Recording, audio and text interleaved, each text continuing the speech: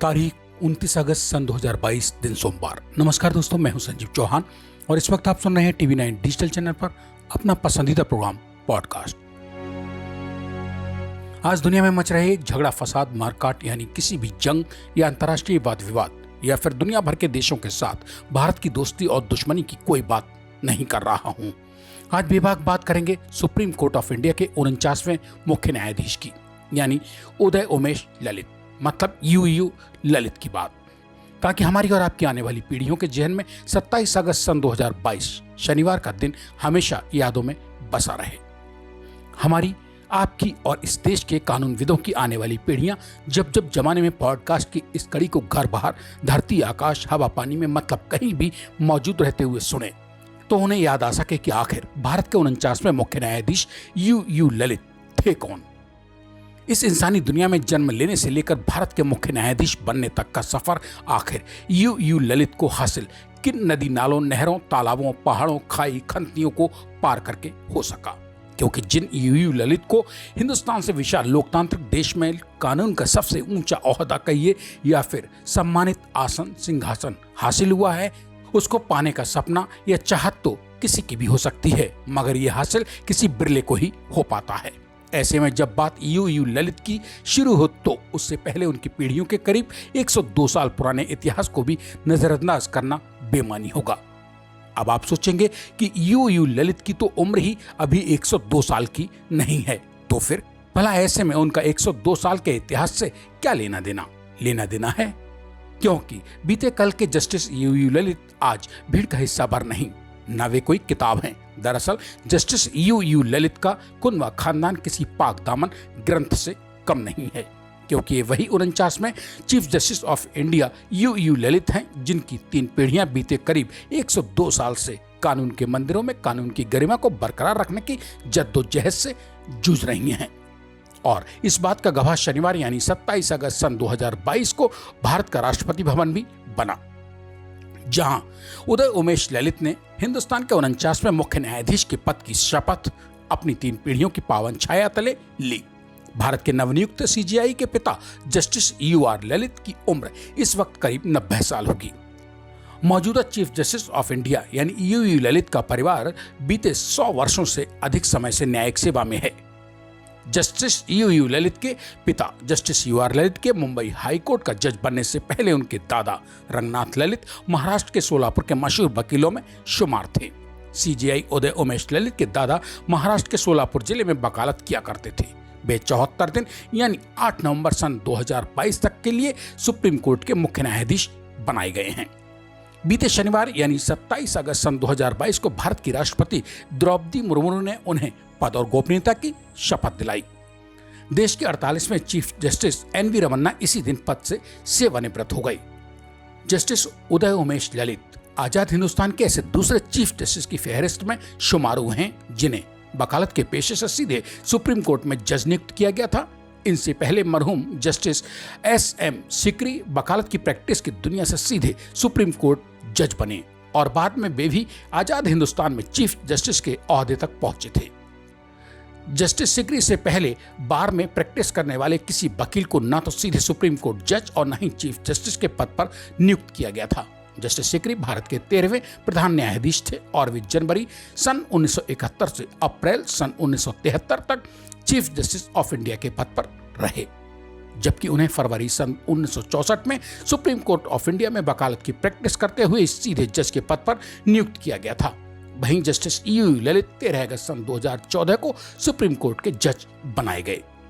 ऐसे भीड़ से अलग बिरले वकील से सुप्रीम कोर्ट के डायरेक्ट जज और फिर अब हिंदुस्तान के मुख्य न्यायाधीश बनने वाले यूयू ललित की खासियतों की किताबों के पन्ने पलटकर देखेंगे तो उन पन्नों को पढ़ने के लिए लंबा वक्त चाहिए।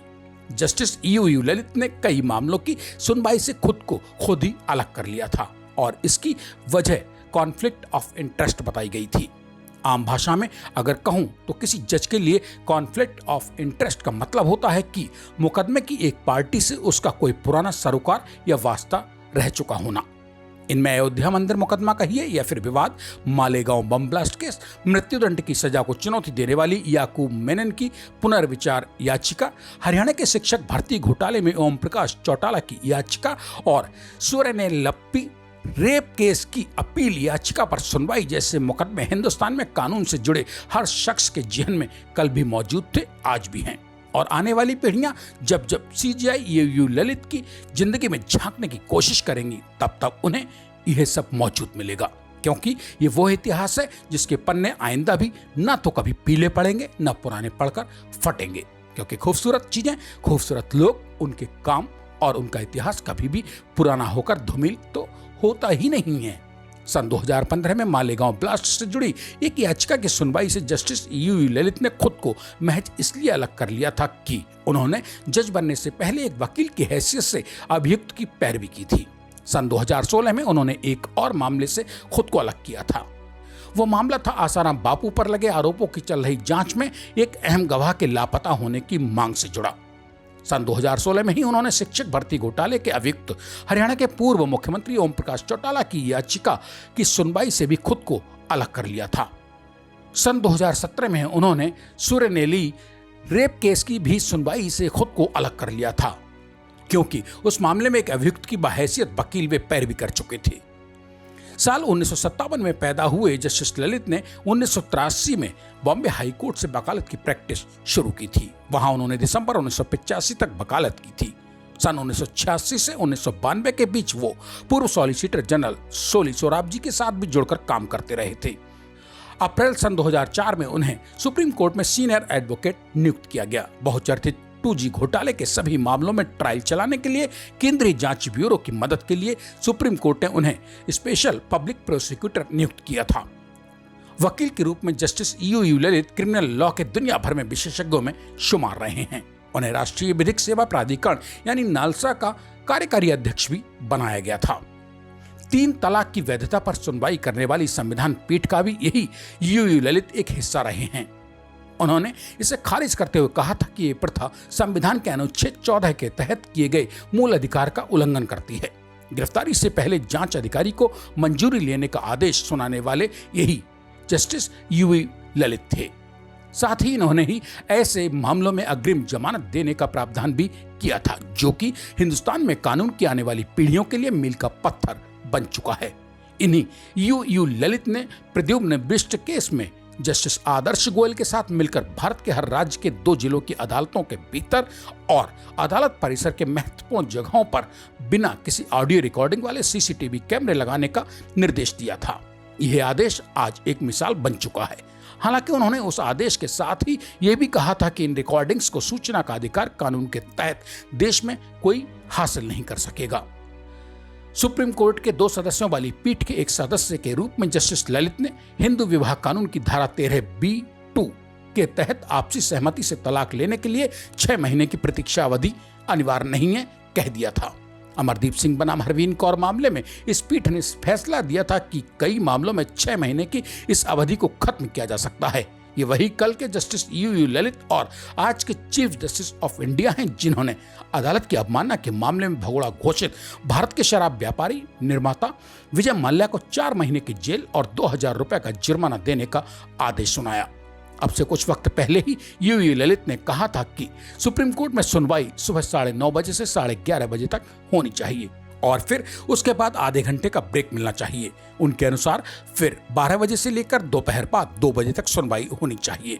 उन्होंने कहा था कि इससे शाम को बाकी तमाम जरूरी कामकाज निपटाने का वक्त मिल सकता है। और अंत में अगर लोकतांत्रिक भारत के 49वें प्रधान न्यायाधीश यूयू ललित के बारे में कुछ और नया जानने को बचा है तो वो है कि जब उन्होंने एक सुनवाई के दौरान कहा था कि जब बच्चे सुबह 7 बजे स्कूल जा सकते हैं तो जज और वकील सुबह 9 बजे अपना काम कोर्ट्स में क्यों नहीं शुरू कर सकते। इसकी अच्छी खासी चर्चा देश और दुनिया में हुई थी। कालांतर में भारत के ऐसे बिरले खानदानी वकील और आज भारत के 49वें मुख्य न्यायाधीश की निजी जिंदगी में ताक झांक करती मेरी इन आंखों और जुबान को अब आज विराम लेने की इजाजत दीजिए। कल यानी मंगलवार रात मेरे यानी अपने दोस्त संजीव चौहान के लौट कर आने का कीजिए इंतजार। तब तक के लिए नमस्कार। और हाँ दोस्त, पॉडकास्ट की इस कड़ी को अपनों के बीच शेयर करके टीवी 9 डिजिटल चैनल को सब्सक्राइब करने के बाद अपने मन की बात भी तो कमेंट बॉक्स में दर्ज करते जाइए।